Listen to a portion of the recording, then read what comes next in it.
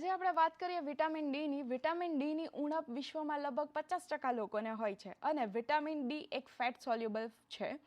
તો vitamin D લઈએ ત્યારે તે આપણા આંતરડામાં ચરબી દ્વારા પચે છે અને વિટામિન ડી આપણામાં ફોસ્ફરસ અને કેલ્શિયમના પાચનમાં મદદ કરે છે, જે આપણા હાડકાને મજબૂત બનાવે છે.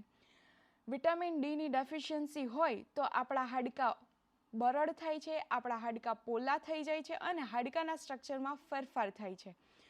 તેથી વિટામિન ડી લેવા માટે આપણે સૂર્યપ્રકાશની જરૂર હોય છે અને આપણને દિવસમાં 15થી 20 ગ્રામ વિટામિન ડીની જરૂર હોય છે, જે આપણને સવારના અલ્ટ્રાવાયોલેટ કિરણોવાળો તડકો એટલે કે આકરા તડકામાંથી મળે છે. સાથે સાથે તમને ખોરાકમાંથી પણ વિટામિન ડી મળે છે, જેમાં દૂધ, દહીં, છાશ, ચીઝ, સોયા વગેરેનો સમાવેશ થાય છે. અને છતાં પણ તમારું વિટામિન ડી ન વધે તો આપણે અઠવાડિયામાં એક વખત વિટામિન ડીની કેપ્સ્યુલ એટલે કે સપ્લિમેન્ટ લઈ શકીએ છીએ. Thank you.